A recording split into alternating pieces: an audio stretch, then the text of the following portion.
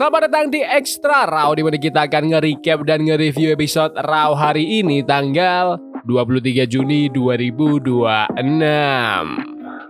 Oba Femi ngebuka Raw hari ini dan bilang kalau takdir udah nuntun hidupnya sampai bisa masuk ke WWE dan ngelewatin turnamen King of the Ring.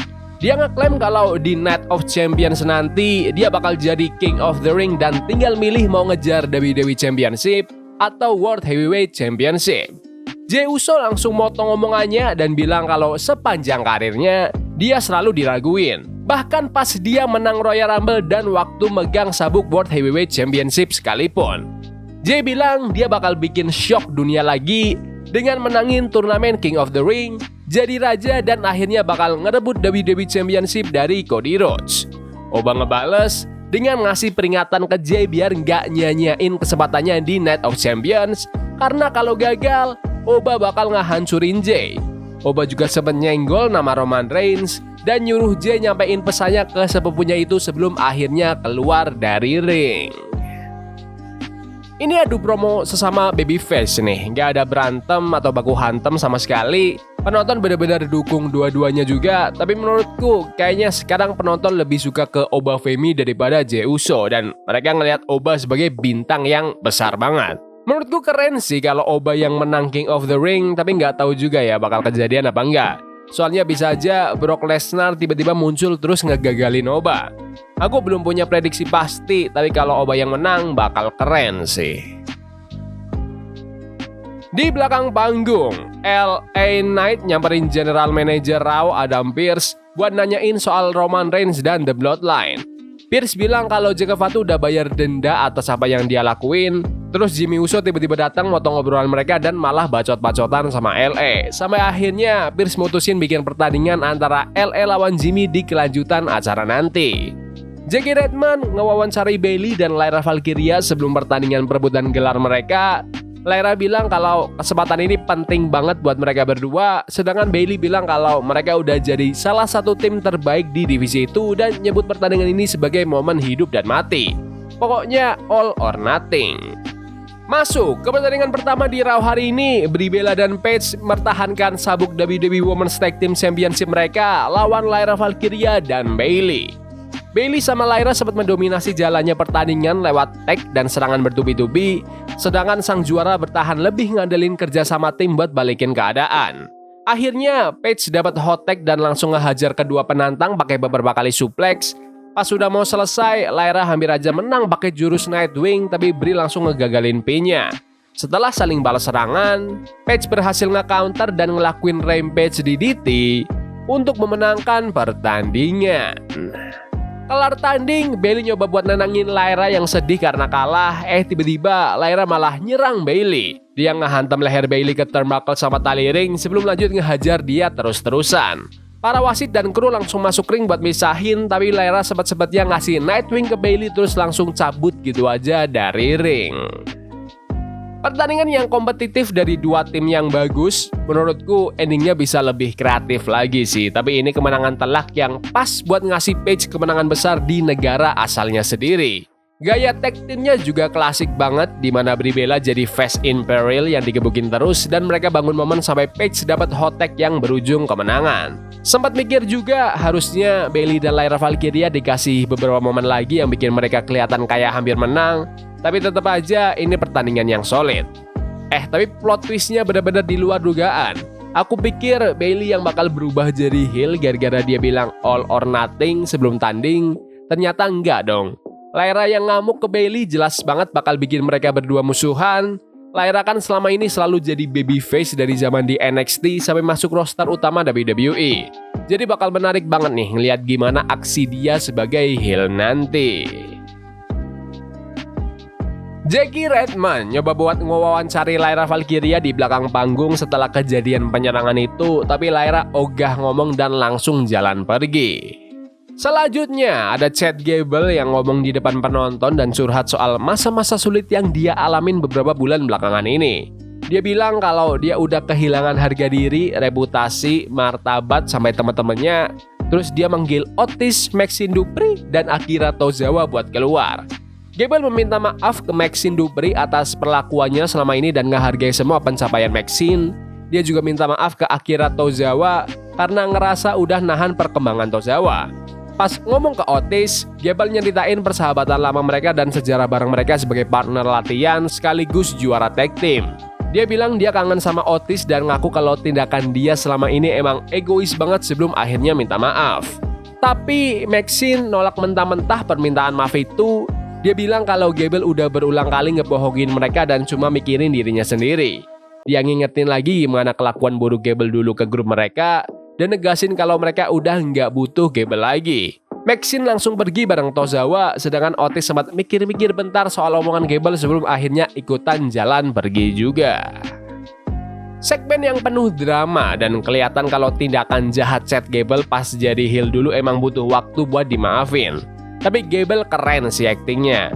Dia benar-benar bisa nunjukin rasa penyesalan atas kelakuannya yang dulu. Alasan Maxxine Dupri buat nggak mau maafin Gable juga masuk akal, soalnya Gable emang pernah sejahat itu sama mereka. Di belakang panggung, Rey Mysterio ngasih tahu Dragon Lee kalau minggu lalu Ethan Page yang nyuruh Rusev buat ngelepas topengnya. Terus Rey nyemangatin Lee buat ngasih pelajaran ke Ethan biar tahu cara ngehormatin orang. Penta juga ikutan ngasih dukungan ke Dragon Lee sebelum Lee jalan ke ring. Sebelum tanding, Ethan Page sempat ngeritik para luchador karena suka ikut campur urusannya dan dia bilang kalau Dragon Lee bakal jadi rintangan pertama yang bakal dia singkirin demi ngejar Intercontinental Championship. Langsung aja masuk ke Ethan Page lawan Dragon Lee di pertandingan 1 lawan 1. Lee pakai kecepatan dan serangan udaranya buat unggul di awal, sedangkan Ethan nyoba buat memperlambat tempo permainan dan ngincer Lee sepanjang laga. Lee sempat beberapa kali ngasih perlawanan balik, termasuk lewat springboard DDT, double storm dari atas tali ring, dan loncat ke arah luar ring. Pas pertandingan udah mau selesai, Ethan berhasil nge-counter Lee dengan low blow tanpa ketahuan wasit, jadi nggak ada DQ. Ethan langsung ngeluarin jurus Egoplex untuk memenangkan pertandingan. Pertandingannya punya beberapa momen seru pas Dragon Lee ngeluarin jurus-jurus gedenya termasuk aksi dive tadi, tapi intinya laga ini emang dibuat biar Ethan Page dapat momentum lagi. Lee kayaknya emang lagi nggak di-push banget sih sekarang. Jurus andalan Ethan yang tadi itu cuma mirip kayak Fisherman Suplex biasa dan ini pertama kalinya aku lihat Ethan pakai itu. Kayaknya dia disuruh berhenti pakai jurus cutter yang biasa dia lakuin deh. Tapi jujur, finisher yang baru ini kelihatan kurang impresif sih menurutku. Jackie Redman ngewawancarai faksi The Vision. Austin Theory muji-muji grup mereka, sementara Logan Paul bilang kalau dia pulih cepat dari cederanya dan bakal tetap ngadapin The Street Profits kalau emang dibutuhin. Braun Breaker negasin kalau Seth Rollins gak bakal jadi masalah besar, dan dia bilang grup mereka bakal tetap megang sabuk juara selagi dia beresin Seth di dalam kandang besi di Night of Champions nanti. Di wawancara terpisah, Rusev bilang kalau dia seneng lihat Ethan Page ngalahin Dragon Lee karena nggak ada yang ikut campur. Dia juga ngeritik Rey Mysterio dan Chad Gable, nuduh Gable bermuka dua, dan ngeklaim kalau dirinya sendiri selalu jujur apa adanya. Rusev ngakhiri wawancara itu sambil teriak pakai bahasa Bulgaria. Terus, ada video klip yang ngebahas tentang Women's Intercontinental Champion, Sol Ruka. Sol ngegambarin dirinya sebagai orang yang suka tantangan, baik di dalam maupun di luar ring, dan ngingetin penonton kalau dia masih tetap jadi Women's Intercontinental Champion. Io Sky nyusul Jackie Redman buat wawancara di dalam ring menjelang final Queen of the Ring. Io bilang kalau dia bersyukur bisa sampai ke tahap ini di turnamen, dan dia negasin kalau setelah ngalahin Raquel Rodriguez minggu lalu, dia bakal ngalahin Liv Morgan di Night of Champions buat jadi Queen of the Ring. Liv Morgan langsung motong omongannya dan bilang kalau dia adalah Women's World Champion terbaik sepanjang masa. Liv ngeklaim kalau dia lebih berbakat daripada Io dan nyebut dirinya sebagai ikon atau face dari divisi tersebut. Io ngebalas dengan nanya apa mahkotanya nanti bakal muat sama ego Liv yang gede banget gitu. Setelah ngomong sebentar pakai bahasa Jepang, Io langsung diserang sama Liv. Tapi Io bisa cepat balik bangkit dan nendang Liv keluar ring pakai springboard dropkick. Di sini ada kontak fisik ya, beda sama pas para finalis King of the Ring tadi di dalam ring barengan. Ya wajar sih, soalnya ini perseteruan antara babyface lawan heel jadi masuk akal. Kalau Io Sky menang Queen of the Ring, kemungkinan besar dia bakal ngadepin Liv Morgan lagi buat nyari sabuk Women's World Title di SummerSlam. Jadi bakal ada tanding ulang, tapi kali ini taruhannya sabuk juara. Aku sih setuju-setuju aja sama ide itu. Jadi menurutku emang mending Io Sky yang menangin Queen of the Ring. Di belakang panggung, Jey Uso nyamperin Jimmy Uso sebelum pertandingan Jimmy lawan LA Knight. Jimmy nyuruh Jey buat fokus aja ke final King of the Ring. Terus Jey nanyain posisi Jacob Fatu ada di pihak mana, yang bikin Jacob akhirnya ikutan nimbrung di obrolan itu. Jacob bilang kalau dia nggak nerima perintah dari Jey dan mastiin kalau Solo Sikoa udah dapat pesan dari Roman Reigns. Pas Jey nanya soal situasinya gimana, Jacob ngasih peringatan kalau sampai Solo ngelewatin batas, dia nggak bakal suka sama akibatnya nanti. Di backstage lagi, ada Dominic Mysterio dan JD McDonagh yang lagi ngelabrak Danhausen gara-gara urusan uang yang mereka klaim udah pernah dikasih ke dia. Danhausen bilang kalau duitnya udah habis dipakai. Jadi sempat ngancem, tapi nggak lama kemudian jadi kayak kesetrum listrik pas megang peralatan di labnya Danhausen. Lanjut ke LA Knight lawan Jimmy Uso di pertandingan 1 lawan 1. Dua-duanya saling balas serangan sepanjang laga. Jimmy main pukulan keras dan serangan bertenaga, sedangkan LA ngebalas pakai serangan-serangan khasnya dia. Pas pertandingan udah mau kelar, Solo Sikoa tiba-tiba muncul di pinggir ring dan mecah konsentrasi LA. Waktu wasit lagi nggak ngeliat karena fokus ke hal lain, Solo malah nggak sengaja ngehantam Jimmy pakai Samoan Spike. LA langsung manfaatin keadaan, bangkit dan ngasih jurus BFT untuk memenangkan pertandingan. Aku suka sih sama pertandingannya. Mereka berdua benar-benar kerja keras dan laganya kompetitif dari awal sampai akhir. Ceritanya di sini si Solo Sikoa nggak mau gabung ke The Bloodline lagi. Makanya dia ngegagalin kemenangan Jimmy Uso di pertandingan ini buat ngasih pesan. Si LA Knight kan biasanya selalu ngeluh soal The Bloodline tuh. Tapi di sini dia malah dapat untung gara-gara Solo bikin Jimmy kalah. Jackie Redman ngewawancari The Street Profits sebelum acara utama. Angelo Dawkins bilang kalau tim mereka udah siap banget. Sementara Montez Ford negasin kalau mereka berniat buat ngebuktiin kalau faksi The Vision itu punya kelemahan dan bisa dikalahin. Di wawancara backstage lainnya, Bayley disamperin setelah diserang sama Lyra Valkyria di awal acara tadi. Tapi Bayley nolak buat ngasih komentar apa-apa. Raquel Rodriguez dan Roxanne Perez lagi ngobrol soal kekalahan mereka baru-baru ini. Sedangkan Liv Morgan kelihatan kesel banget gara-gara keributannya sama Io Sky tadi.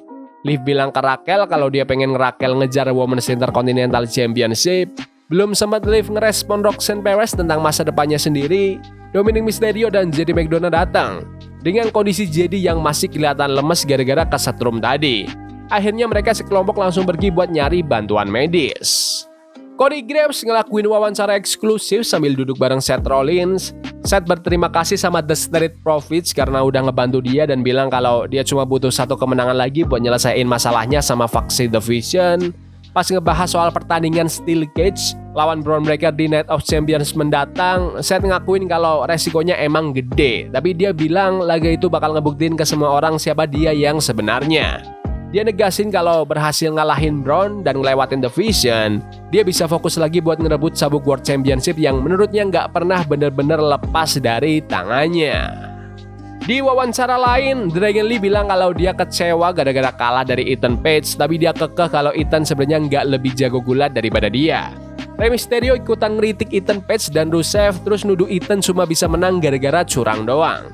Rey bilang dia berniat buat ngasih pelajaran ke Ethan, biar bisa lebih menghormatin tradisi lucha libre. Di belakang panggung, Chad Gable lagi ngobrol sama Adam Pearce sebelum akhirnya Dominic Mysterio dan anak-anak The Judgment Day datang motong ngobrolan. Dominic bilang kalau Gable udah nggak sopan sama dia dan ngeklaim dirinya sebagai King of Luchador. Gable langsung ngingetin Dominic kalau dialah orang yang udah ngirim Gable ke Meksiko dulu. Dominic akhirnya ngusulin pertandingan antara Gable lawan JD McDonagh sebelum rombongan mereka pergi biar JD bisa dapat perawatan medis. Waktunya main event. Faksi The Vision yang diwakilin sama Bron Breakker dan Austin Theory bareng Logan Paul mempertahankan sabuk World Tag Team Championship mereka lawan The Street Profits. Sang juara bertahan mendominasi sebagian besar jalannya laga dengan cara ngeisolasi Montez Ford dan terus gantian Angelo Dawkins. Tapi anak-anak The Street Profits berkali-kali ngasih perlawanan balik, di mana Dawkins terus ngebuka celah biar Montez bisa dapat momentum lagi. Pertandingan jadi makin kacau pas udah mau kelar.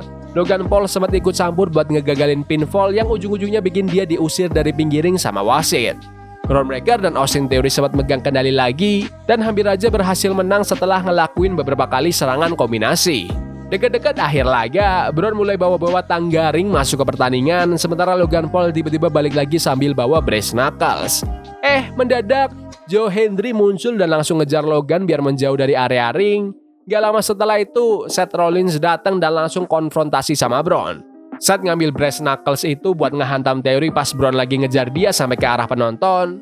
Pas balik ke dalam ring, Angelo Dawkins langsung ngasih jurus The Anointment dan disusul sama Montez Ford yang ngeluarin From the Heavens untuk memenangkan pertandingan. The Street Profits pun menang dan jadi World Tag Team Championship yang baru. Kelar tanding, sang juara baru langsung selebrasi di dalam ring, sementara Seth Rollins sama Bron Breakker saling tatap-tatapan dari sudut arena yang berlawanan. Pertandingannya lumayan panjang dengan banyak drama kelicikan di bagian akhir yang bikin sabuk juaranya pindah tangan. Menurutku, keputusan mindahin sabuk juara ini langkah yang pintar sih. Soalnya aku ngerasa anak-anak Division ini bukan tim tag team buat jangka panjang. Kalau seandainya Logan Paul lagi fit dan bukan digantiin Bron Breakker, mungkin aku bisa lihat mereka bakal tetap megang sabuk, tapi karena Logan lagi cedera dan Bron lagi di push buat kompetisi solo, ya emang ini waktu dan langkah yang paling pas buat ganti juara. Soal Seth Rollins yang ikut campur sih emang udah ketebak dari awal, tapi uniknya dia bahkan gak nyentuh Bron sama sekali. Malahan, Seth pakai kecerdikannya buat bikin Bron terkecoh, yang akhirnya bikin Seth bisa pakai brass knuckles itu ke Austin Theory sampai berujung pada kemenangan The Street Profits. Timingnya benar-benar pas. Selamat buat The Street Profits yang berhasil jadi WWE Tag Team Champions buat keempat kalinya di main roster.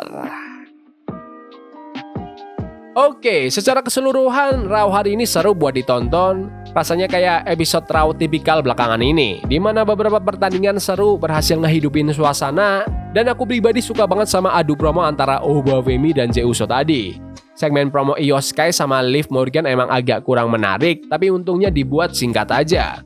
Perubahan juara di main event tadi benar-benar keputusan yang logis, soalnya The Street Profits kan emang tag team beneran, beda sama pegulat single di Division yang gak kerasa kayak tim sama sekali. Nah, ngomongin soal tim, aku sempat kaget pas Lyra Valkyria berubah jadi heel dan nyerang Bayley sampai bikin tim mereka bubar. Aku kirain bakal kebalikannya loh. Semoga aja karir Lyra sebagai heel bisa sukses ke depannya. Tapi menurut kalian gimana Raw hari ini? Bagus? Gak bagus? Komen di kolom komentar.